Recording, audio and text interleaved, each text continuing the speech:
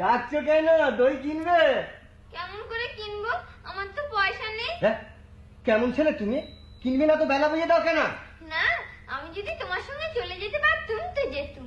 আমার সঙ্গে? হ্যাঁ, তুমি যে কত দূর থেকে হাঁটতে হাঁটতে চলে যাচ্ছ শুনে আমার মন কেমন করছে। বাবা, তুমি এখানে বসে কি করছো? কবিরাজ আমাকে বাইরে বেরোতে বারণ করেছে তো, তাই আমি এইখানে সারাদিন বসে আছি। আহা, বাছা বাছা, তোমার কি হয়েছে? জানি না কি হয়েছে, আমি তো কিচ্ছু পড়িনি, তাই আমি জানি না আমার কি হয়েছে। দইয়েলা, হ্যাঁ তুমি বাবা। কোথা থেকে আসছো? আমি আমাদের ওই গ্রাম থেকে আসছি। তোমাদের গ্রাম? হ্যাঁ। অনেক দূরে তোমাদের গ্রাম? আমাদের গ্রাম ওই সেই ওই পাঁচমুড়ো পাহাড়ের তলায়, ওই শামলি নদীর ধারে। পাঁচমোড়া পাহাড়? হ্যাঁ। শামলি নদী? হ্যাঁ। কি জানি, হয়তো তোমাদের গ্রাম দেখেছি। হ্যাঁ? কবে সে আমার মনে পড়ে না। তুমি দেখেছো? তুমি কি ওই পাহাড় তলিতে কোনদিন গিয়েছিলে নাকি? না না, কোনোদিন যাইনি, হ্যাঁ? কিন্তু আমার মনে হয় যেন আমি দেখেছি। অনেক পুরনো কালে বড় বড় গাছের তলায় তোমাদের গ্রাম, একটা লাল রঙের রাস্তার ধারে না? ঠিক বলেছো। সেখানে পাহাড়ের গায়ে সব গরু চড়ে বেড়াচ্ছে। কি আশ্চর্য, ঠিক বলেছো। আরে আমাদের গায়ে গরু চড়ে বই কি, খুব চড়ে। মেয়েরা সব নদী থেকে জল তুলে মাথায় কলসি করে নিয়ে যায়, তাদের সব লাল শাড়ি পরা। কি আশ্চর্য, ঠিক বলেছো। আমাদের এই গয়লাপাড়ার মেয়েরা ওই জল তুলে নিয়ে যায় বই কি, খুব যায়। তবে কিনা বাবা, তারা যে সবাই ওই লাল শাড়ি পরে তা তো নয়। কিন্তু বাবা, তুমি নিশ্চয় সেখানে কোনোদিন গিয়েছিলে। সত্যি বলছি দইওয়ালা, আমি একদিনও যাইনি। কবির যেদিন আমাকে বাইরে বেরোতে বলবে সেদিন তুমি নিয়ে যাবে তোমাদের গ্রামে? যাবো বাবা, নিশ্চয় নিয়ে যাবো।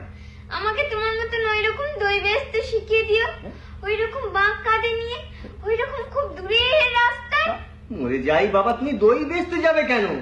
বড় হয়ে তুমি এত এত পুঁটি পড়ে পণ্ডিত হয়ে উঠবে। না, আমি কখনো পণ্ডিত হব না। আমি তোমাদের রাঙা রাস্তার ধারে, তোমাদের বুড়ো বটের তলায় গোয়ালাপাড়া থেকে দই নিয়ে এসে দূরে দূরে গ্রামে গ্রামে বেচে বেচে বেড়াবো। কেমন করে তুমি বলো? দই দই বা আমাকে সুরটা শিখিয়ে দাও। হায় পোড়া কপাল, বলি এ সুরও কি শেখবার সুর? না না, ও আমি শুনতে ভারী ভালো লাগে। আকাশের খুব শেষ থেকে যেমন পাখির ডাক শুনলে মন উদাস হয়ে যায়, তেমনি ওই রাস্তার মোড় থেকে ওই গাছের সারির মধ্যে দিয়ে যখন তোমার ডাক আসছিল, আমার মনে হচ্ছিল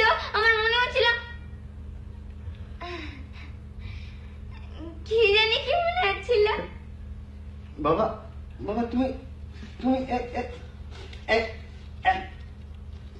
এই একবার দই তুমি নাও। না না, আমার তো পয়সা নেই। না না, পয়সার কথা বলো না বাবা, পয়সার কথা বলো না। তুমি এক ভাঁড় দই নিলে আমি কত খুশি হব। না না না বাবা, না। দইওয়ালা, হ্যাঁ বাবা। কি খুব দেরি হয়ে গেল? না না, আমার কিচ্ছু দেরি হয়নি বাবা, আমার কোনো লোকসান হয়নি। দই বেচতে যে কত সুখ, তা আমি তোমার কাছে শুকে গেলুম বাবা। যাই বাবা, আচ্ছা। যাই। যাই।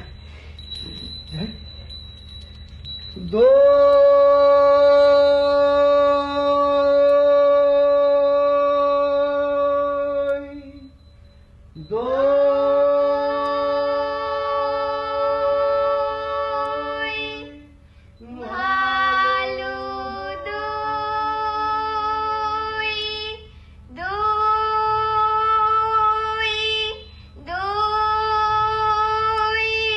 ভালো দই।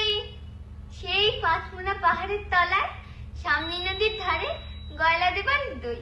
তারা ভোরের বেলায় গাছের তলায় গরু দান করিয়ে দুধ দই, সন্ধ্যেবেলা মেয়েরা দই পাতে সেই দই।